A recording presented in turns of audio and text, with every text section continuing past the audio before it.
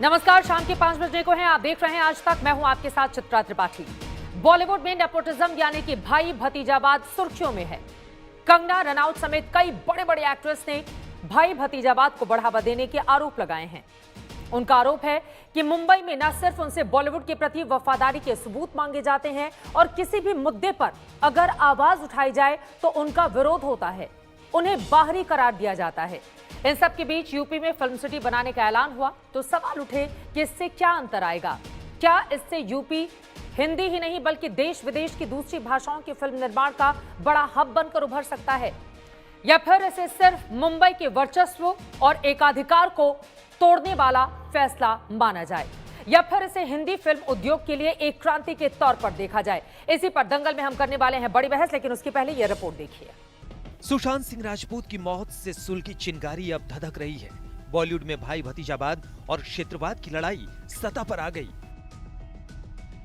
तब की बंबई और आज की मुंबई हिंदी सिनेमा का गढ़ है, लेकिन बाहर से आए लोगों को कामयाबी के लिए नेपोटिज्म के साथ क्षेत्रवाद के दबावों का सामना करना पड़ता है, बजाय उनके जो सितारों के घर में पैदा होते हैं।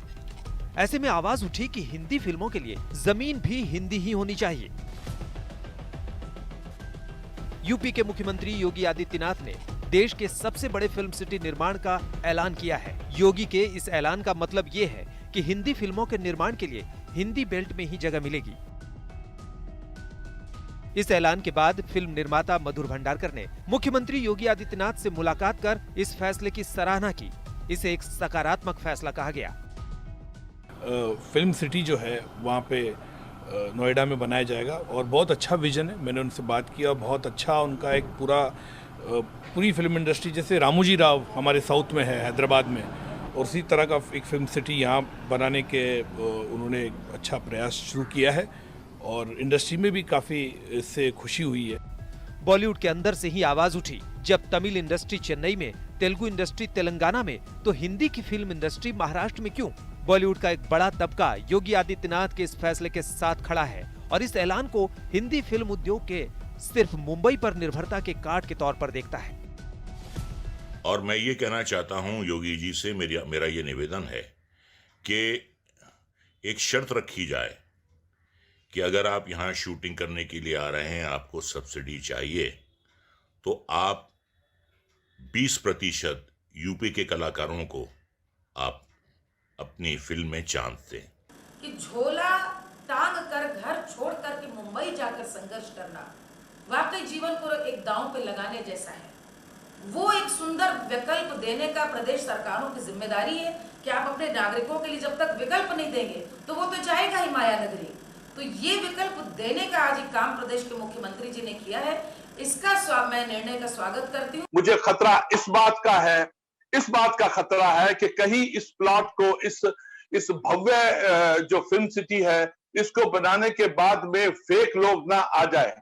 हम बहुत समय से चाहते थे कि उत्तर प्रदेश में फिल्म सिटी बने और वो सपना अब साकार होने जा रहा है, क्योंकि हमारे मुख्यमंत्री जी रोजगार सृजन के लिए बहुत गंभीर है। और अगर उत्तर प्रदेश में फिल्म सिटी बनती है, समझ लीजिए डायरेक्ट और इनडायरेक्ट कम से कम इसमें 1 लाख लोगों को रोजगार मिलेगा।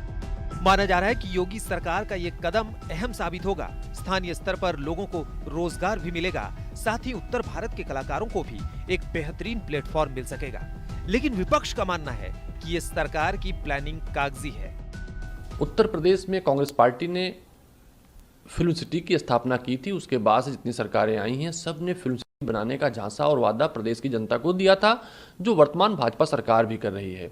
लेकिन ये प्रदेश मान चुका है, 30 साल से उत्तर प्रदेश वादों की बौछार झेल रहा है, वादों और जुमलों को सुन रहा है। लेकिन बड़ा सवाल यह है कि यूपी में फिल्म सिटी बनाने का उद्देश्य क्या है? क्या इसे हम बॉलीवुड के झगड़े के निपटारे के तौर पर ले सकते हैं? क्या इससे हिंदी फिल्म इंडस्ट्री की ताकत बढ़ेगी, या फिर इसे हिंदी फिल्म जगत के बंटवारे के तौर पर देखा जाए? सवाल ये भी कि क्या मुंबई के समानांतर यूपी में फिल्म सिटी का निर्माण समस्या का समाधान है? क्या इससे बॉलीवुड में भाई भतीजावाद खत्म हो जाएगा? क्या इससे क्षेत्रवाद की समस्या खत्म हो जाएगी? बॉलीवुड के बाहर के परिवारों के लोगों का संघर्ष कम हो जाएगा, या फिर इसे फिल्म सिटी की बंटवारे की जगह बॉलीवुड की ताकत बढ़ने के तौर पर देखा जाए? जहां हिंदी फिल्म को नए और कहीं बड़े स्तर तक स्थापित करने की बड़ी लड़ाई लड़ी जाएगी। आज तक ब्यूरो। तो यूपी में फिल्म सिटी को लेकर बहुत सारे सवाल हैं जिनका जवाब मिलना अभी बाकी है। वैसे आपको बताते चले, अभी हाल ही में हम सब ने हिंदी दिवस मनाया। देश दुनिया में तकरीबन 61 करोड़ से ज्यादा लोग हिंदी बोलते हैं और इससे भी बड़ी तादाद में हिंदी को समझने वाले लोगों की तादाद है। ऐसे में उत्तर प्रदेश में अगर फिल्म सिटी का निर्माण होता है तो फिर क्या हिंदी भाषियों के लिए आ जाएंगे अच्छे दिन। इसी पर बातचीत करने के लिए कई खास मेहमान हमारे साथ जुड़ चुके हैं। उनका तारुफ परिचय आपसे करवा देती हूँ। हमारे साथ भारतीय जनता पार्टी के राष्ट्रीय प्रवक्ता और साथ ही राज्यसभा सांसद डॉक्टर सुधांशु त्रिवेदी जी इस वक्त जुड़ चुके हैं। उपाध्यक्ष फिल्म विकास परिषद के तरुण राठी हमारे साथ मौजूद हैं। समाजवादी पार्टी के स्पोक्स पर्सन राजीव राव हमारे साथ जुड़ चुके हैं, स्क्रीन पर आपको दिखाई दे रहे हैं। पॉलिटिकल एनालिस्ट रविश श्रीवास्तव जी हमारे साथ मौजूद हैं। साथ ही शिवसेना के लीडर किशोर तिवारी भी हमारे साथ जुड़ेंगे।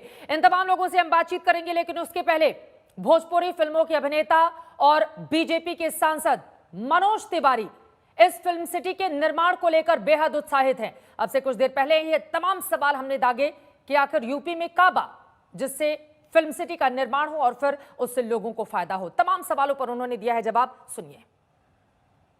तमाम तरह की खूबियों से लबरेज मनोज जी, बहुत स्वागत है आपका आज तक पर। और मेरा पहला सीधा सा सवाल आपसे, जब से ये ऐलान हुआ है कि उत्तर प्रदेश में ही फिल्म सिटी का निर्माण किया जाएगा, तब से आप लगातार मुख्यमंत्री योगी आदित्यनाथ को धन्यवाद दे रहे हैं। यूपी में काबा ऐसा कौन सा चीज बा जिसकी वजह से अगर फिल्म सिटी के निर्माण यहाँ हो जाए तो फिर उत्तर प्रदेश की भी किस्मत बदल जाए और हिंदी भाषियों की भी किस्मत बदल जाए? देखिए चित्रा जी, जब से हमने ये समाचार सुना और तब से मेरे मन में ऐसा लगा कि सपना देखना चाहिए और देखे हुए सपने सच होते हैं। सच में पूछे तो उत्तर प्रदेश में जवन बाटे ओकरा के ओकर स्वाद पूरा दुनिया चख सकेला।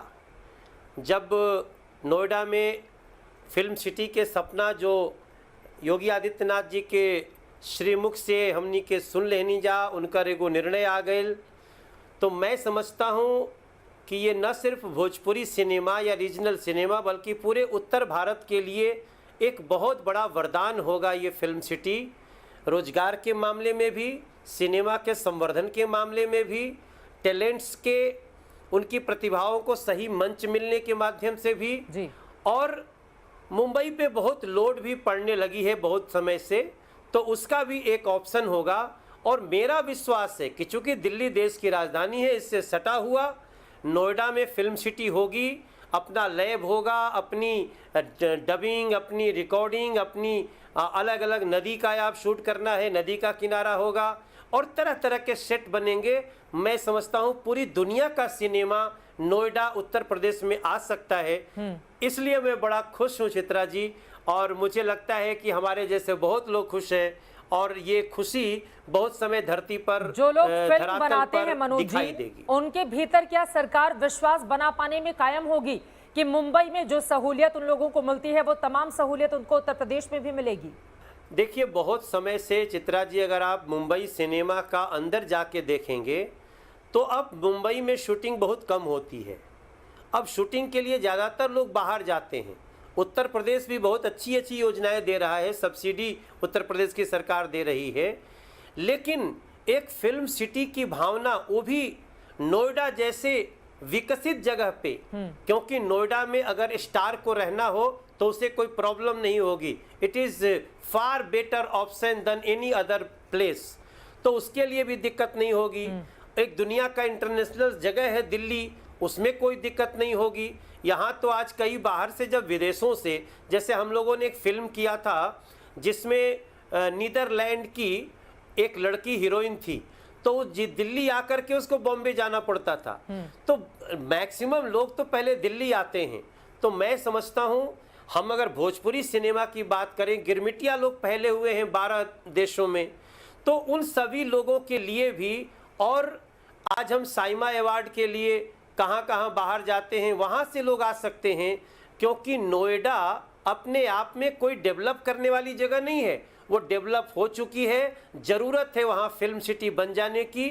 मैं समझता हूँ अब तक उत्तर प्रदेश का सबसे उज्ज्वलित अगर कार्य दिखेगा तो इस फिल्म सिटी के बहाने दिख सकता है, एक बड़ा उद्योग भी आ जाएगा। मनोज जी, अब जब आप इतनी तारीफ कर ही रहे हैं कि उत्तर प्रदेश में अगर फिल्म सिटी का निर्माण होता है तो बहुत सारी चीजें हो जाएंगी। हालांकि इसके पहले 2015 में अखिलेश यादव और उसके पहले मायावती की ओर से भी इस तरह का ऐलान किया गया था, लेकिन वो इम्प्लीमेंट नहीं हो पाया। मैं चाहूंगी कि अब आपको चूंकि पूरी उम्मीद है कि मुख्यमंत्री ने जो ऐलान किया है वो उसे पूरा भी करेंगे, अगर सुरों के जरिए उत्तर प्रदेश को, पूरे देश को आप कुछ सुनाना चाहें या मुख्यमंत्री का धन्यवाद देना चाहें?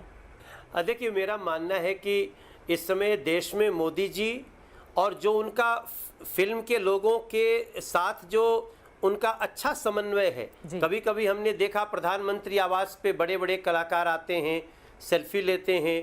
प्रधानमंत्री जी भी किसी का जन्मदिन हुआ, किसी ने अगर उनको जन्मदिन की शुभकामना दी तो ट्वीट रीट्वीट, कोट रीट्वीट करते हैं। ऐसे में मोदी जी का संरक्षण और योगी जी का इस समय, अब ये समय भी तो चित्रा जी बहुत महत्वपूर्ण बा ना, जौने समय में बहुत सारी बात चल रहा बा देश में, तो वैसे समय में जो योगी जी ने स्वयं से आगे बढ़ के कदम लिया है, ये पक्का होगा। योगी जी जो कहते हैं वो करते हैं। उन्होंने जिस प्रकार से उत्तर प्रदेश को सजाया है, एक एग्जाम्पल बन रहा है। और मैं इस अवसर पे निश्चित रूप से मैं तो जब कुछ नया सृजन होता है ना चित्रा जी, तो हमारे यहाँ एक संस्कृति है उत्पत्ति होने पे सोहर का। तो मेरे मन में ऐसे प्रश्न आ रहे हैं कि ऐसे मेरे भाव आ रहे हैं, प्रश्न भाव आ रहे हैं। हर बिहसी हो यूपी के अंगनवा के यही है सुमनवा कि चित्र के प्रमनवान हो उत्तर प्रदेश माटी करी आओ गमनवा तब बनी हो कहानियान हो। देशवा विदेशवा के लोगवा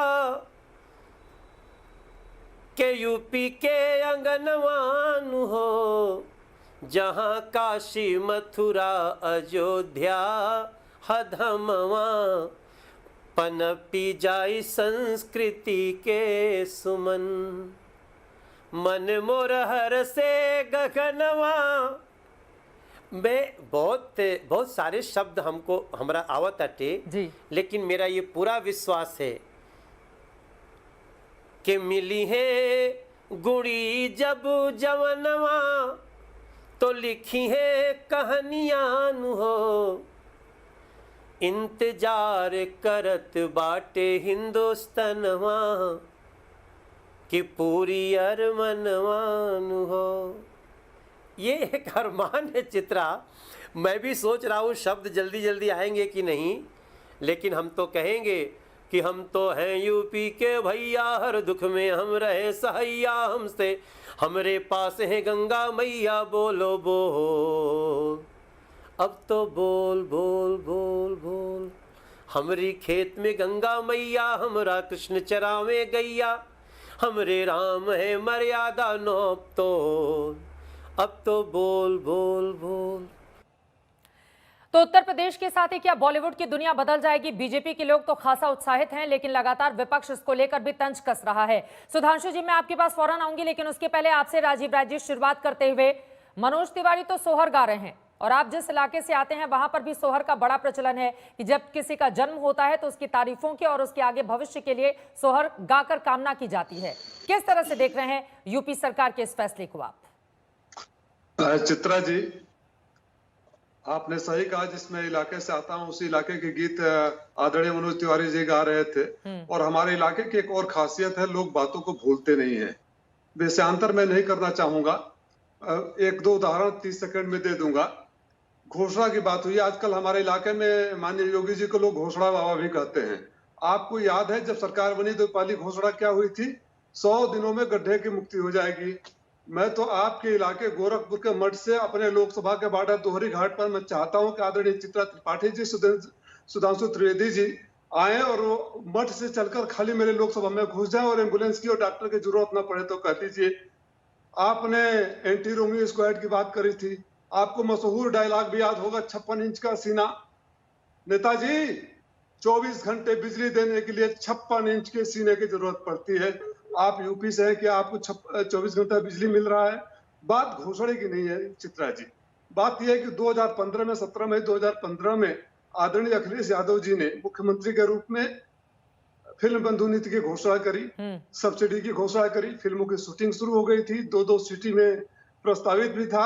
और आज जो हमारे सांसद जी हैं रवि किशन जी, मेरे पास फोटो भी है प्रमाण के रूप में लेकर बैठा हूं, उस समय भी 25 लाख रुपया की अनुदान राशि लेकर बड़ी तारीफ किए थे कि बहुत अच्छी योजना है और क्रियान्वयन हो रहा है। और हमारे यहाँ जो 90% फिल्मों की शूटिंग हुई उसमें से 2 करोड़ रुपए की सब्सिडी भी दी गई। सवाल ये है कि जो मुख्यमंत्री जी घोषणा करते रहते हैं, कल उन्होंने घोषणा किया है 1 हफ्ते में सारे शिक्षकों की भर्ती हो जाएगी। आज तारीख ले चलिए लीजिएगा, इसका जवाब ले लेते हैं। सुधांशु त्रिवेदी जी, वो कह रहे हैं घोषणा बाबा है, केवल घोषणा की जाती है, कुछ किया नहीं जाता है। सुधांशु जी, मैं निमंत्रण देता हूँ, आइए मठ से लेकर मेरे लोकसभा में, डॉक्टर एम्बुलेंस के बिना मैं आपको निमंत्रण देता हूँ। चलिए, 3.5 साल होगी सरकार के। सुधांशु जी से मैं इसका जवाब लूंगी, कुछ तकनीकी खामी है, लेकिन उसके पहले तरुण राठी जी मैं चाहूंगी कि आप इसका जवाब दीजिए। आपको लग रहा है कि कायाकल्प हो जाएगा, एक क्रांति के तौर पर इस फैसले को अब देखा जाए, या फिर सिर्फ मुंबई के वर्चस्व को तोड़ने की और मौजूदा सियासत में एक नया रंग देने की कोशिश है?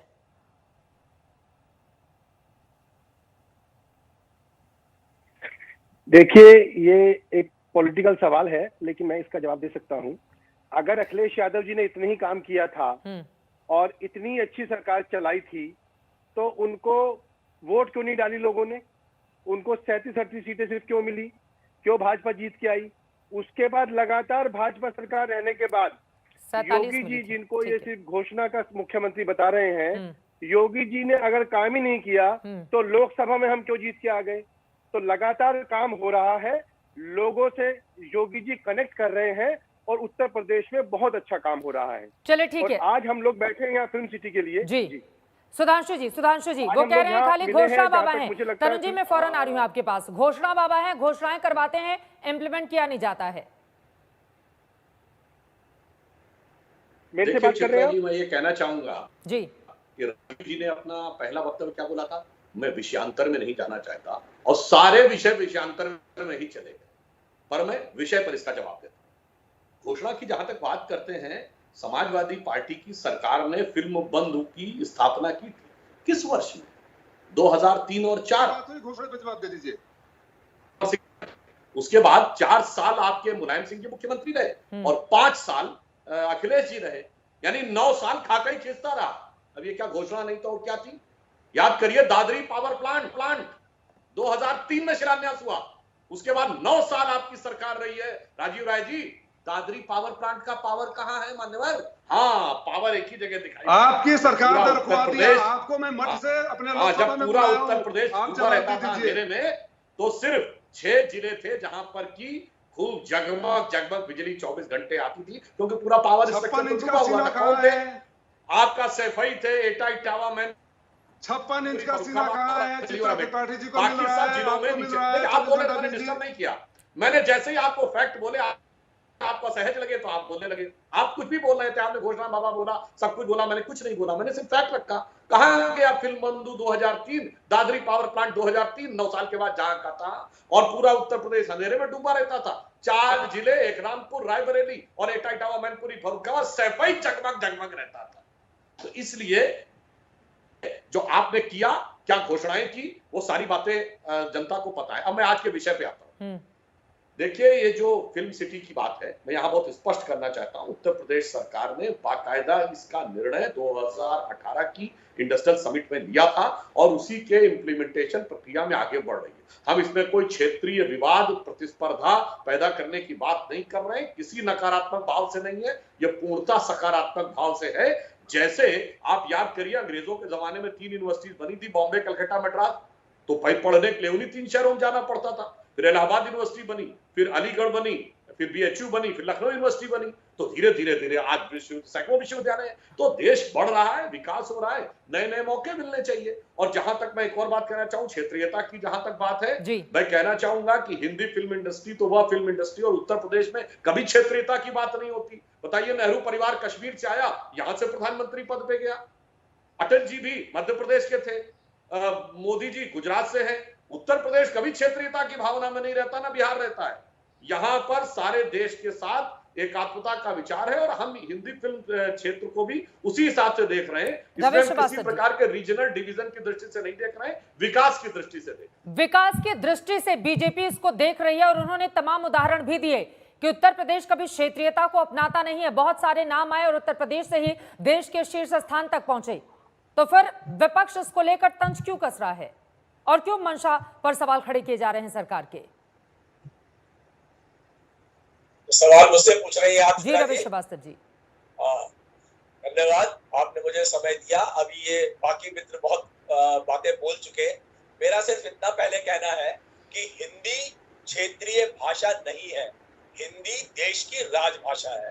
तो अगर कोई इस विचार से इसको फिल्म सिटी बना रहा है कि वो क्षेत्रीयता का वहां पे प्रसार करने वाला है, तो ये विचार ही गलत है। पहली चीज तो ये कि जिस तरह के ये जो घोषणाएं हैं, ये जनता आजकल चुटकुले की तरह लेती है। जैसे बिहार में कितने का पैकेज चाहिए, 50,000 का, 1 लाख करोड़ का, 1.25 लाख करोड़ का। वहां पे दरभंगा में एक एम्स बनने वाला था, तो वो 2015 में बन गया। 2020 में दोबारा एक ऑफर दी गई है कि हम बना रहे हैं यहाँ पे। भागलपुर में और सहरसा में सॉफ्टवेयर टेक्नोलॉजी पार्क बनने वाला था। रविशंकर प्रसाद ने 2014 में कहा था, अभी 2020 तक उनका शीघ्र पूरा नहीं हुआ। योगी आदित्यनाथ का रिकॉर्ड है कि उत्तर प्रदेश का लॉ एंड ऑर्डर इस समय सबसे बदतर स्थिति में है। और जिस विकास की ये बात करते हैं सुधांशु त्रिवेदी, उसका एनकाउंटर तो कानपुर में हो चुका 2 महीने पहले। ये जो बात करते हैं, एक मुझे आप बताइए इंडस्ट्रियल हब जो योगी आदित्यनाथ ने उत्तर प्रदेश के अंदर खड़ा किया, सुधांशु जी, इस तरह की घोषणाएं करने का कोई मतलब है? मैं कहता हूं आप एक्सटेंशन करिए। आप आज फिल्म इंडस्ट्री तेलुगु की भी है, फिल्म इंडस्ट्री चेन्नई में भी है, फिल्म इंडस्ट्री कोलकाता में भी है और मुंबई में भी है। तो आप एक्सटेंशन करिए, आपको बनाना है वहां पर तो बनाइए, जो बना के देना है। मगर हम सबसे बड़ी फिल्म इंडस्ट्री इंटरनेशनल, इस तरह की हवाई बातों में आजकल कोई आता नहीं है। लोग आपकी वास्तविकता को पहचान गए हैं। योगी आदित्यनाथ को इस समय क्या ये हवाई बातें हैं सुधांशु त्रिवेदी जी? एक सेंटेंस और बस, एक सेंटेंस। जी जल्दी से। इनको इस समय जरूरत कोविड-19 के लिए 10 अस्पताल खड़े करने की है उत्तर प्रदेश में। कितने अस्पताल इन्होंने खड़े किए? उल्टा ऑक्सीमीटर, थर्मामीटर की चोर बाजारी कर रहे हैं यूपी में बैठ कर। लेकिन यूपी सरकार का तो दावा है कि कोविड-19 के मामले में सरकार अच्छा कर रही है और आंकड़े भी जो जारी किए जा रहे हैं वो इसी ओर इशारा करते हैं। मंत्री जी, मैं जवाब देता हूं। ठीक है, एक बार मैं जवाब ले लेती हूँ सुधांशु जी से, उसके बाद बोलिएगा आप। मैं आ रही हूँ सुधांशु जी। मैं जवाब देता हूँ। हमारे मित्र लोग भावावेश में बोलते चले जा रहे हैं, तथ्य का ध्यान ही नहीं रख रहे हैं। आपको पता है उत्तर प्रदेश में कोविड के मामले में भारत में सबसे ज्यादा टेस्टिंग उत्तर प्रदेश में हो रही है। उत्तर प्रदेश की आबादी कितनी? 23.78 करोड़। और आपको पता है ब्राजील की आबादी जो है वो 21 करोड़। और मैं ब्राजील से तुलना कर रहा हूं, वहां पे 36 लाख केस, उत्तर प्रदेश में 1.11 लाख केस, जबकि टेस्टिंग सबसे ज्यादा हो रही है पूरे भारत में। अब आपको एक बात बताता हूं, वहां पर लोग मरे कितने हैं? 1.72 लाख। उत्तर प्रदेश में 2,867। चोरी ब्लैक मार्केटिंग कर रहे हैं वहां पे लोग बैठ करके। और जहां तक मैं लॉ एंड ऑर्डर की बात कहना चाहता हूं, रवि जी मैं डिस्टर्ब नहीं करता किसी के में, कृपया आपने अपने टर्न पे बोलिए। दर्शकों को भी वही अच्छा लगता है, बीच में बोलने से किसी की आवाज नहीं जाती है साहब, सब स्काइप से बोल रहे हैं। अब मैं यहाँ एक और बात कहता हूं, लॉ एंड ऑर्डर की बात। अरे सनाब भूल गए, उत्तर प्रदेश में लॉ एंड ऑर्डर तब ठीक था जब फैजाबाद, आज का अयोध्या, बनारस की अदालत, लखनऊ की अदालत। मुझे लगता है कि एक एक करके अगर आप बोलेंगे तो दर्शकों को ज्यादा समझ में आएगा। रविश श्रीवास्तव जी, एक एक करके जल्दी से सुधांशु जी की बात खत्म हो जाए। किशोर तिवारी जी भी हमारे साथ शिवसेना के समर्थक जुड़ चुके हैं, उनके पास में चलूंगी। जल्दी से अपनी बात पूरी करें सुधांशु जी। हाँ, मैं बिल्कुल कह रहा हूं, हमारे में अंतर बिल्कुल साफ दिखाई पड़ रहा है। इनके जमाने में पुलिस वाले मारे जाते थे, 4-5 तो पुलिस के अफसर मारे गए। हमारे टाइम में अपराधी मारे जा रहे हैं और इनको दर्द अपराधियों के मारे जाने के ऊपर ज्यादा होता है। जो इनकाउंटर की बात आप करते हैं, अपराधियों के लिए करते हैं ना। सपा की सरकार में 1200 से अधिक घटनाएं हुई थी पुलिस पे हमले की और आईपीएस स्तर तक के लोग मारे गए थे। याद करिए मथुरा की घटना, जवाहर बाग की घटना, पुलिस का डीसीपी मार दिया गया और सरकार ने घटना तो इसलिए मैं कह रहा हूं ना। आज बताइए, आज तो मुझे तो सुबोध कुमार सिंह की हत्या याद है, मुझे तो विषयांतर में जाइए। अब रहिए फिल्म पे, अरे फिल्म पे रहिए ना, आज के विषय पे मुझे सब याद है। वो आपके किए हुए ही कांड है यहाँ पे। वो नहीं काम कर रहे थे, अच्छा काम नहीं कर रहे थे, इसीलिए तो आपको लाया गया। आप क्या कर रहे हैं? आप वही कर रहे हैं जो वो कर रहे थे। अरे भाई मैंने तो वही जवाब दिया जब ये कह रहे थे लॉ एंड ऑर्डर। आप भी वैसे ही वोटों से मार खाएंगे जैसे उन्होंने खाई। अच्छा ये बताइए, पहले यूपी में हम लोग पार्कों में घूमते थे तो लिखा रहता था ये फला चीज को छूना नहीं, बम हो सकता है। संदिग्ध अगर रेलवे प्लेटफॉर्म के ऊपर पड़ा हुआ दिखाई पड़े एक बैग तो पुलिस को बताना। आज दिखता है ऐसा कहीं? और उसके बाद आप कह रहे हैं लॉ एंड ऑर्डर नहीं सुधरा है। अरे आज तो ये तो सबको दिखाई पड़ रहा कफील खान को 7 महीने बिना आरोप के जेल में डाल दिया। श्रीमान जी चलिए ठीक है, विषय पर आ जाते हैं कि क्या हिंदी फिल्मों के लिए हिंदी जमीन की है जरूरत है। अब मैं किशोर तिवारी जी आपको भी लेकर आना चाहूंगी। मैं सारा विश्वास जी आपके पास आ रही, तरुण राठी जी को भी बीच में रोकना पड़ा था। किशोर तिवारी जी, भले ही आप महाराष्ट्र की राजनीति का समर्थन करते हो, शिवसेना के आप समर्थक हैं, बेबाक अपनी बात रखते हैं, लेकिन यहां पर मैं आपसे जानना चाहूंगी, अगर उत्तर प्रदेश में हिंदी फिल्मों को लेकर बड़ी फिल्म इंडस्ट्री जिसका सपना यूपी सरकार दिखा रही है बनता है, तो फिर तो इसका स्वागत करना चाहिए आपको। कैसे देख रहे हैं इस फैसले को?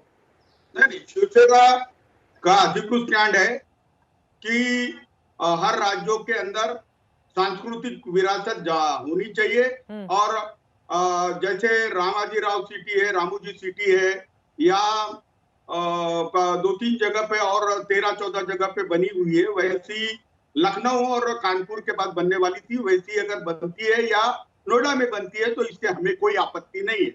एक हॉलीवुड का दर्जा है, एक बॉलीवुड का दर्जा है, और बॉलीवुड का दर्जा है उसको कोई चिंता का विषय नहीं है।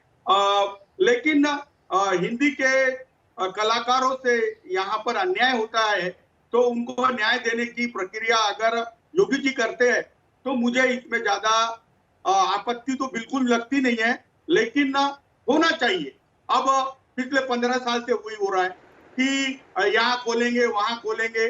अखिलेश जी ने कहा था, योगी जी ने भी कहा था, योगी जी अब चुनाव आ रहे हैं तो घोषणाएं कर रहे हैं, लेकिन बॉलीवुड में अन्याय हो रहा है तो बॉलीवुड को तोड़ डालेंगे ऐसा कुछ नहीं है। हमें कोई चिंता नहीं है। नहीं, हमारा जो दर्जा है बॉलीवुड के विस्तार के तौर पर देख रहे हैं या मुंबई में जो एकाधिकार है उसको तोड़ने के कवायद के तौर पर देख रहे हैं? नहीं, एकाधिकार तो कहीं रहना नहीं चाहिए। बम्बई के फिल्म इंडस्ट्री पे जिनका एकाधिकार है वो उद्धव जी ने तय किया है कि हम ही तोड़ के रहेंगे। हमें यहाँ सबको सम्मान मिलेगा। आप उत्तर प्रदेश में भी बनाओगे तो लोग बोलेंगे कि मुझे बॉलीवुड में जाना मेरा सपना है, तो उनके सपनों के लिए हम तैयार हैं, कोई प्रॉब्लम नहीं। हमको फिल्म सिटी बिहार में होनी चाहिए, झारखंड में होनी चाहिए, मध्य प्रदेश में होनी चाहिए, और हर जगह होनी चाहिए। कलाकारों को पूरा अवसर मिलना चाहिए। केवल वो बड़े बड़े अभिनेताओं के लड़के हैं करके अब अवसर मिलता है और अन्याय होता है तो ये दूसरा मुद्दा है। हमारी सरकार पे नाहक ही बदनामी की जा रही थी। हाल ही में इस तरह की आवाजें भी तो बुलंद हुई कि दरअसल मुंबई में जो हिंदी भाषी हैं, जो उनको ज्यादा स्ट्रगल करना पड़ता है, तो कम से कम उत्तर प्रदेश में अगर फिल्म सिटी का निर्माण हो जाएगा तो मुंबई महाराष्ट्र के मुकाबले यहाँ पर जो उनका संघर्ष है वो कम होगा। इस बात को आप भी स्वीकारेंगे? जल्दी से जवाब दीजिए, फिर मैं तरुण राठी जी आपको बताना चाहूंगी। हाँ देखो, मैं बताता हूँ कि आप जो बात कर रही है हिंदी के कलाकारों को, उत्तर प्रदेश के कलाकारों को, अमिताभ बच्चन जी इलाहाबाद से आए थे, उनको जो बंबई ने सम्मान दिया, सबको सम्मान दिए।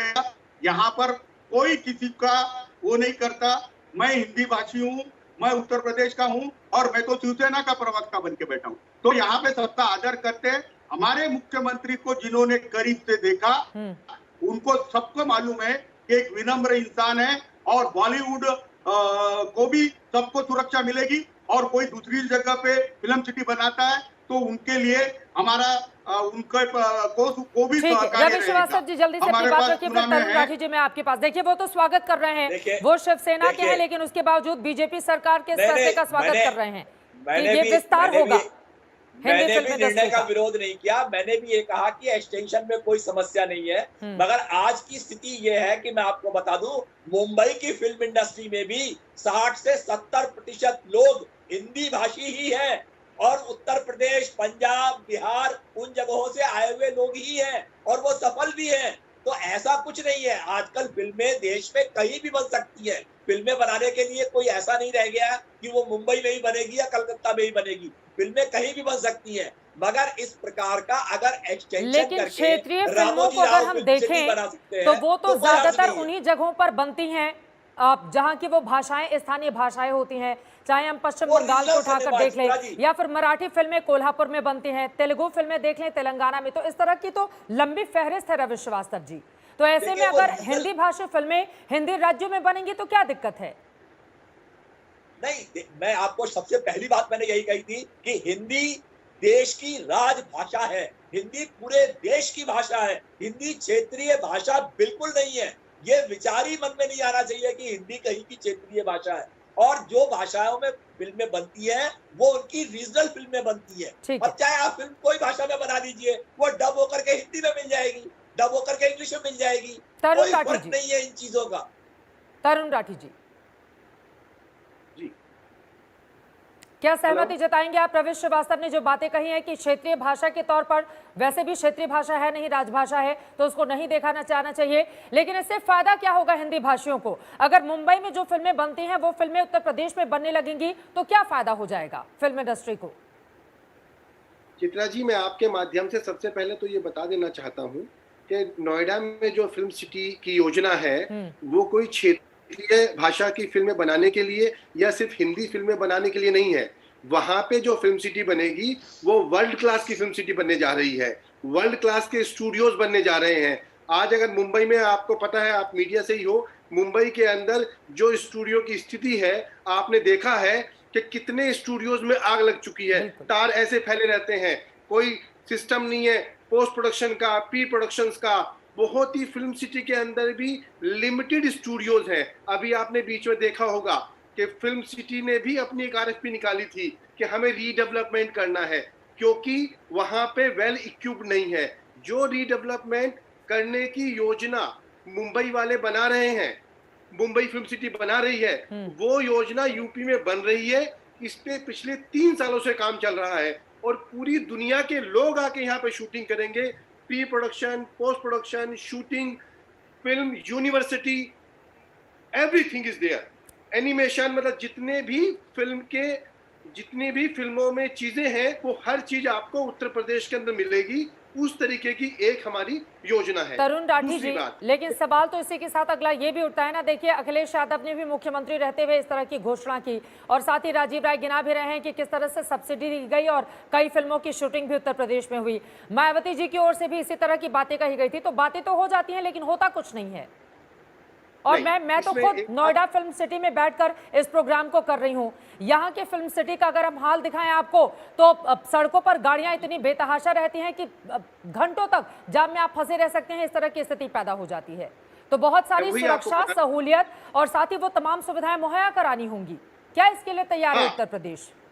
70% जो योजना है उसमें 70% बॉलीवुड यूपी में शिफ्ट होगा। इस तरीके की योजना है। वहां पे जो हमारे यहाँ जो टॉप प्रोड्यूसर्स हैं फिल्मों के, वो वहां पे अपना स्टूडियो बनाएंगे। हमारे जो टीवी शोज के हैं वो स्टूडियो बनाएंगे, हमारे फिल्म स्टार्स बनाएंगे और हमारे जो डायरेक्टर्स है वो बनाएंगे। मैंने व्यक्तिगत रूप से करीब 20 बड़े लोगों से ऐसी बात की है जो यूपी में शिफ्ट होना चाहते हैं, जिनके 20-20, 25-25 टीवी शोज चल रहे हैं। जो बड़े स्टार एक साल में 4 से 5 बड़ी फिल्में बनाते हैं, उनको शांति चाहिए, राजीव राय जी, देखिए शांति की खोज में और सुविधाओं की तलाश में लोग उत्तर प्रदेश का रुख करना चाहते हैं, जैसा कि तरुण राठी जी गिना रहे हैं। तो आपको तो स्वागत करना चाहिए फिर इसका। आपका भी सपना था पूरा, जो भी करे। चित्रा जी, जिस योजना का हमने शुरुआत किया था उसका विरोध कैसे करूंगा, लेकिन उससे पहले मैं बड़ी माफी के सामने, क्योंकि सबसे विद्वान प्रवक्ता आदरणीय सुधांशु जी बैठे हुए, उन्होंने एक ऐसा ऑब्जेक्शनेबल स्टेटमेंट दे दिया। सुधांशु जी, आपको एहसास है कि आपने क्या बोला? समाजवादी पार्टी के सरकार में पुलिस वाले मारे जाते थे, आपके सरकार में अपराधी मारे जाते हैं। जो कानपुर में मारे गए पुलिस वाले अपराधी थे, सुबोध सिंह अपराधी थे। आप उनके परिवार पे जले नमक छिड़क रहे हैं। आप कुछ भी बोलते थे चैनल पर बैठकर, और आप हमको हमारी बातें दादरी की याद दिला रहे थे। दादरी का पोस्टमार्टम करे किसने रोका था? और अहमदाबाद में मेट्रो 2003 में घोषणा किए थे, आपको याद है? हमारे मेट्रो में आपने झंडा किया था। सबसे पहले आपने जो ऑब्जेक्शन, आपसे उम्मीद नहीं थी, किसी और से उम्मीद थी, आपसे उम्मीद नहीं थी। आप बोल रहे सुबोध सिंह जो इंस्पेक्टर मारा गया, मॉब लिंचिंग हुई, आपने फूल माला पहनाया, वो अपराधी थे। कानपुर में जो शहीद हुए वो अपराधी थे और आप कहीं सारे पर ठोक दो कर रहे हैं। वहां आपकी जानकारी के लिए बता दूं, आपके उत्तर प्रदेश में जोगी जी ने कहा ठोक दो, अपराधी पुलिस से मिलकर पुलिस को ठोक रहे हैं, पुलिस आम जनता को ठोक रही है, फिर अपराधी पुलिस को ठोक रही है, ठोका ठोकी हो रहा है। और आप ऐसे बात बोले, आपको कम से कम उन परिवारों से माफी मांगनी चाहिए जिन परिवारों ने अपने पुलिस के परिजनों को शहादत दे दिया। आप ऐसे स्वीपिंग स्टेटमेंट कुछ भी दे देंगे। और आप लॉ एंड ऑर्डर महिलाओं पर, आपको पता है योगी जी के गोरखपुर में, चित्रा जी आपके गोरखपुर में 1 महीने में कितने हत्याएं, बलात्कार हुआ, कितने अपहरण हुआ। जो मुख्यमंत्री नगरी जिले में आप विकास की बात कर रहे हैं, आप फिल्म सिटी के विकास की बात कर रहे हैं। आपको चलिए मैं काशी ले चलता हूँ, गोरखपुर के विधायक ने अपना फोटो डाला है और आप कोरोना की बात कर रहे थे। आपको शर्म आना चाहिए। आदरणीय चेतन चौहान जी के साथ पीजीआई में क्या सलूक हुआ, हमारे एमएलसी ने खड़ा होकर बताया, आपने कोई कार्रवाई नहीं करी। आपके विधायक लिख रहे हैं कि घोटाले हो रहे हैं। ठीक है, सुधांशु त्रिवेदी जी का जवाब ले लेते हैं। बहुत सारे आरोप आपने लगा दिए हैं। ठीक है, कुछ भी बोल देंगे, माफी मांगे उन परिवारों से सबसे पहले। सुधांशु जी, ये जो ठोक दो की राजनीति हो रही है, इससे भरोसा कैसे कायम होगा लोगों के भीतर? देखिए राजीव जी, अपनी आदतन फितरतन शरारतन चले तो गए, फिर विषयांतर पे, विषयांतर पर ही जवाब देता हूं। राजीव जी, मुठभेड़ में पुलिस वाले शहीद हो अलग बात है, पुलिस को भीड़ जाके मार दे वो अलग बात है। आपने कहा कि लॉ एंड ऑर्डर की बात, मैंने तो कहा ना अदालतों के परिसर में धमाके कब हुए?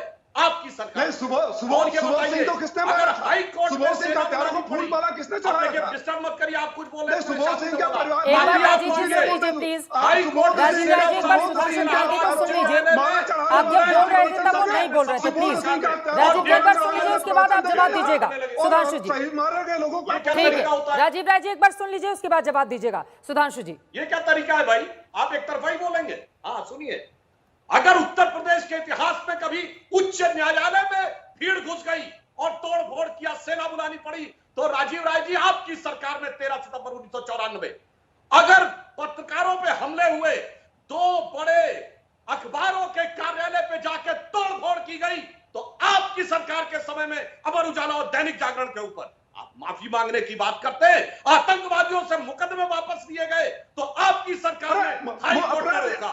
आप लॉ एंड ऑर्डर की बात करते हैं और मुजफ्फरनगर के दंगों में आपने कहा सिर्फ एक समुदाय को मुआवजा देंगे, हाई कोर्ट ने हस्तक्षेप किया, तब आपको चुप होना पड़ा। आप लॉ एंड ऑर्डर की बात करते हैं, जनाब लॉ एंड ऑर्डर की बात, और आपकी याददाश्त कमजोर है सुधांशु त्रिवेदी, आप मत बोलिए, एक तरफा नहीं बोलते जाएंगे। चित्रा जी लगातार बोलते नहीं जाएंगे, आपको याददाश्त की बीमारी है। बुलंदशहर सरकार में अदालतों में जज के सामने क्या हुई, शर्म करिए। आप फिर हाई कोर्ट ने कहा के ऊपर सबसे बिना शर्त माफी मांगो, करिए और मुजफ्फरनगर मांगिए माफी, गलती होने पे आपके नेता तो माफी मांग चुके हैं, बाकी क्या कहेंगे? पत्रकारों के हमले पे माफी मांगो भाई, उच्च न्यायालय के हमले पे माफी मांगो भाई। इस तरह चिल्ला चिल्ला कर अदालतों में घुसकर गोली मत क्रिएट करिए। अदालतों में घुसकर सरकार जिससे सरकार में चली। आप दोनों से ही मैं उम्मीद कर रही थी। एक सेकंड राजीव राय जी, देखिए उत्तर प्रदेश में अगर फिल्म सिटी का भव्य निर्माण होता है तो यहाँ पर लोगों को भारी तादाद में रोजगार मिलेगा। उत्तर प्रदेश के साथ ही जो हिंदी भाषी हैं उनके भी अच्छे दिन आएंगे, क्योंकि उत्तर भारत में कम से कम दक्षिण भारत या महाराष्ट्र के मुकाबले राजीव राय जी सुन लीजिए एक बात, अगर आप लोग आपस में ऐसे लड़ेंगे तो जिनको फिल्में बनानी है वो तो उत्तर प्रदेश से दूर ही भागेंगे। वो उनकी कमी गिनाएंगे, ये कहेंगे पुलिस वाले मारे गए, वो कहेंगे अपराधी मारे गए। एक सेकेंड, कम से कम उत्तर प्रदेश की एक अच्छी छवि तो रखें आप लोगों के सामने। अगर उत्तर प्रदेश की ऐसी छवि आप लोगों के सामने रखेंगे तो कौन आएगा उत्तर प्रदेश में निवेश करने के लिए? राजीव राय जी, और एक एक करके अपनी बात खत्म करें, उसके बाद बात को आगे बढ़ाया जाए। मुझे ये लगता है आप लोगों की बातों से तो ऐसा लग रहा है कि दुनिया भर का क्राइम अकेले उत्तर प्रदेश में है, और यहां से अगर कोई सोच भी रहा होगा तो वो अपने आप को दूर कर लेगा। बिल्कुल सही कह रही है अगर बिल्कुल सही कह रही है, मेरे पास राजीव राय जी आपकी सरकार के भी आंकड़े हैं, आपकी सरकार के भी आंकड़े हैं राजीव राय जी, कैसे बचेंगे आप, कैसे बचेंगे आप? और आपकी सरकार को सत्ता से हटाने के लिए तो बहन जी ने नारे तक लगवाए, किचड़ गुंडन की छाती पर इस तरह के नारे भी लगवाए थे, तो आप दोनों लोग बच कैसे सकते हैं राजीव राय जी? कम से कम एक ऐसी छवि रखिए कि अगर उत्तर प्रदेश, एक सेकेंड सर, एक सेकेंड सर, ये सबकी जिम्मेदारी है, ये सबकी जिम्मेदारी है। राजीव राय जी, सुधांशु जी जल्दी से बात पूरी कीजिए, उसके बाद बाकी लोगों के पास में जाऊंगी जल्दी। देखिए, मैं एक बात पे कड़ी आपत्ति करना चाहता हूं। मैंने किसी प्रकार की न लड़ने की बात की, मैंने ईमानदारी से अपने टर्म का इंतजार किया। राजीव राय जी आक्रोशित उद्वेलित होकर पता नहीं क्या बीच बीच में बोलने लगे। अरे अपने अपने टर्म पे बोलिए ना। आपके जमाने में श्री राम जन्मभूमि पे आतंकवादी हमला हुआ था कि नहीं, बोलिए हाँ या ना। और आप बताइए, अखिलेश यादव जी ने आतंकवाद के आरोपियों से जिन्होंने अदालत के धमाके करवाए थे, उनसे वापस लिए थे कि नहीं केस? चित्रा जी, अगर ये लगातार मैंने हाई कोर्ट में हमले की बात बोल रहे हैं और जवाब नहीं मिलेगा, बीच में इंटरफियर करना मेरी मजबूरी हो जाएगी। आज लॉ एंड ऑर्डर की बात है। चित्रा जी लगातार सुधांशु जी बोलते जाएंगे और जवाब देने का मौका नहीं मिलेगा। राजीव राय जी, आप भी साथ में ही बोल रहे हैं, आप भी साथ में, दोनों लोग एक साथ ही बोल रहे हैं, एक साथ ही बोल रहे हैं। उसके बाद आप अनसेंट बातें करते चले गए। टॉपिक पे आपने कुछ बोला ही नहीं, क्योंकि टॉपिक पे आपके पास बोलने के लिए कुछ था ही नहीं। अरे टॉपिक पर तो मैंने बोल दिया ना, घोषणा बाबा है। अब सुनिए, अब नहीं, अब आप इनको चुप कराइए तो मैं जवाब दूं। वो चुप हो गए हैं। 2 लाइन में बात खत्म कीजिए। रविश श्रीवास्तव जी कुछ बोलना चाह रहे हैं, ठीक है, घोषणा करिए, आप 1 to 1 बात करिए। अब किसका बोलिए राजीव जी, बोलिए क्या बोलना चाहते हैं, बोलिए जल्दी से बोलिए। किसका अब हाँ या ना बोलिए, किससे पहले कोई ऐसा मुख्यमंत्री नहीं था जिसके ऊपर इतने अपराधी धराए थे। अब हाँ या ना बोलिए। आपके विधायक गड्ढे में खड़ा होकर फोटो दे रहे हैं, हाँ या ना बोलिए। आप मुजफ्फरपुर के दंगाई को आपने मंत्री और गेट कैटेगरी की सिक्योरिटी दी, हाँ या ना बोलिए, जवाब दीजिए ना। मैं आपको राजीव जी, मैं फौरन आपके पास आऊंगी, कुछ तकनीकी खामी है, आप तुरंत उसको दुरुस्त कीजिए। मैं फौरन लौट रही हूँ आपके पास। मैं चाहूंगी कि रविश श्रीवास्तव जी को जोड़ना चाह रहे थे, एक बार उनको स्क्रीन पर लाया जाए। रविश श्रीवास्तव जी, यही तो सवाल है ना कि उत्तर प्रदेश की, अगर मैं आ रही हूँ किशोर तिवारी जी आपके पास। रविश श्रीवास्तव जी अपनी बात पूरी करें जल्दी से। देखिए चित्रा जी, मैं बात कर रहा हूँ क्रेडिबिलिटी की। मुझे इनके समाजवादी भाजपा के झगड़े से मतलब नहीं है। ये इनके दोनों के ही पास बड़े बड़े अपराधी हैं और वो अपराध करते रहेंगे। मुझे सिर्फ इतना कहना है कि अप्रैल और मई के महीने में लाखों माइग्रेंट लेबर मुंबई से, बैंगलोर से, हैदराबाद से यूपी पहुंचे। उनके वहां पे घर है। उन्होंने कहा, योगी आदित्यनाथ जी ने कहा, स्किल सेंटर बनेंगे, हम इन्हें यहाँ पे नौकरियां देंगे, यहाँ पे बड़ा विकास होगा एकदम से। एक माइग्रेंट लेबर वापस नहीं है, सब गाड़ियां पकड़ के वापस अपने अपने मुंबई, बैंगलोर, हैदराबाद अपने अपने काम पे लग गए। इनकी क्रेडिबिलिटी नहीं है। ये सिर्फ घोषणाएं करते हैं, हवा में भाषण करते हैं। रविश श्रीवास्तव जी, इसीलिए तो फिल्म सिटी की बात कर रहे हैं कि यहाँ से भारी तादाद में जो लोग दूसरे राज्यों का पलायन कर जाते हैं, जब यहाँ पर रोजगार मिलेगा, करके दिखाना चाहिए। जब यहाँ पर रोजगार मिलेगा तो लोगों का पलायन रुक जाएगा। रविश श्रीवास्तव जी, इसको क्या इस चश्मे से भी देखा जा सकता है? नहीं, देखिए, चश्मा नहीं। अगर आपकी नियत होती, अगर आप में क्षमता होती, आप में एफिशिएंसी होती, तो आप स्किल सेंटर बना के ये काम तेजी से शुरू कर सकते थे। लोग अपना घर बार छोड़ के 2000 किलोमीटर दूर क्यों पड़े हुए जाकर के, क्यों पड़े हुए बाहर जाकर के? कोई काम नहीं है उनके लिए। ये देते करके एक सेंटर बताइए, एक स्किल सेंटर बताइए जो ऑपरेट कर रहा हो आज की तारीख में, बोलिए। स्किल सेंटर नहीं है, श्रीवास्तव जी, हम लोगों के बारे में तो कह दिए, बहुत बोलते हैं, आपको जानकारी है नहीं। उत्तर प्रदेश में 11,55,000 माइग्रेंट लेबर जो है उसने स्किल सेंटर में रजिस्ट्रेशन कराया है, और जिन्होंने अपना काम वापस आ गए, ऑफिशियल रजिस्ट्रेशन करवा के वापस आ गए, जानकारी नहीं रखते मुंबई लगाने के लिए और रजिस्ट्रेशन करवा के वापस आ गए जाकर। कोई वहां नहीं बैठा है अभी आपकी योजना के लिए कोई नहीं बैठा वहां पे, कोई नहीं बैठा है। आप तो रजिस्ट्रेशन करने की भी रिश्वत खा रहे थे। बताइए, मैंने बताया, रजिस्ट्रेशन करने की भी रिश्वत खा रहे थे वहां पे। तो इसलिए लोगों का विश्वास उठ चुका है। लोग अपने अपने घर वापस आ गए जहां उन्हें काम धंधा मिल रहा है। ये आपकी योजनाएं कागज पे होती है, कागजी योजनाएं होती है बस। ये किशोर तिवारी जी, अच्छा, मैं पूछना चाहता हूं, अगर हमारी योजनाएं कागजी हैं जी, तो ये बताइए, ये बताइए कि उत्तर प्रदेश में, चलिए त्रिवेदी, किसी को बोलने देंगे? अरे बोलने दो दूसरों को भी। बोलिए। अरे भाई, सवाल हमसे पूछ रहे हो तो हम पूछ रहे, नहीं तो आप बोलिए, शांति से बोलिए। किसको समस्या है? आराम से बोलिए भाई। अभी तुमको सवाल नहीं पूछा, मुझे आवाज दी। बोलिए किशोर तिवारी जी। देखिए क्या है, रवि श्रीवास्तव जी जो बोल रहे हैं कि माइग्रेंट लेवल का जो मुद्दा उठाया, 3 करोड़ लोग यूपी में लौट चुके हैं जिन्हें रोजगार नहीं मिल रहा है, और आर्थिक प्रश्न जो बहुत ही तगड़े यूपी में आ चुके हैं, वो उस पर बात न करते हुए फिल्म सिटी पे बात की जाती है। और भारत का जीडीपी -23% हो चुका है। और ये सारे प्रवक्ता यहाँ आके सुशांत सिंह पे बोलते हैं, शर्म आनी चाहिए कि ये लोग क्या कर रहे हैं। भारत पूरा का पूरा डूब चुका है, 100 करोड़ लाख के कर्जे में डूब चुका है, और यहाँ आके ये सिनेमा के हीरो पे बात करते हैं। हमें शर्म आती है। चलिए ठीक है, हमें किशोर शर्म आती तिवारी है। जी, माइग्रेंट अरे शर्म तो आपको भी आनी चाहिए कि मुंबई के गड्ढे नहीं भर रहे हैं, ये घर मारने हैं, ये जाके चले महाराष्ट्र में जाते पूरी हैं, ताकत और उसके लगाते हैं बाद कि ये अपने आपकी अखबार कितनी में जिम्मेदारी थी। छापते हैं। सुधांशु त्रिवेदी जी से मैं जवाब ले लेती हूँ, जल्दी से बोलिए सुधांशु जी। ना मुंबई में आपको गड्ढे भरने में रुचि है, ना आपको बीमारी बचाने में रुचि अरे है। तुम हमारी बात मत कीजिए, आपकी बात कीजिए। अखबार में छापने में अरे रुचि है। भाई, उखाड़ भारत दिया। डूब चुका क्या है। बात करते भाई, क्या बात 1 करते हैं आप? करोड़ लाख के कर्जे में अच्छा, और दूसरी भारत बात, डूब चलिए चुका ना है। हमारी ना आपकी। अरे गड्ढा राहुल तो गांधी जी तुमने ने भारत अभिजीत में कर दिया बनर्जी है। से बात की थी कितना माइग्रेंट लेबर चिल्लाते इश्यू के हो, ऊपर, और ये कितना रिकॉर्ड पे है, जाके चिल्लाते देख हो। लीजिए मुंबई के जो संदर्भ में सबसे बात ज्यादा हुई थी। चिल्लाते अभिजीत थे, बनर्जी नोबेल पुरस्कार एक बार विजेता की है। बात तो उन्होंने सुन क्या लीजिए कहा था? किशोर तिवारी जी, उन्होंने ये दोनों कहा लोग था, बोलेंगे तो अरे समझ में ये कैसे आएगा, सरकार की प्लीज। जिम्मेदारी है, तुम ये भारत सरकार की जिम्मेदारी है। आर्थिक नीतियों में फेल हो चुके हैं। पूरा भारत डुबा दिया आपने। हमारे गड्ढे क्या बुझा रहे हो? तुमने पूरा भारत पूरा दिया। ओहो, भारत की आर्थिक राजधानी के केंद्र पर तो आप बैठे, भारत का सबसे समृद्ध राज्य लेकर आप बैठे, क्या किया आपने बताइए? हमारे को तो सबसे तुमने ज्यादा बुला दिया। कोरोना के मरीज आपके यहाँ, और उसके बावजूद उखाड़ दिया, छाप रहे हैं।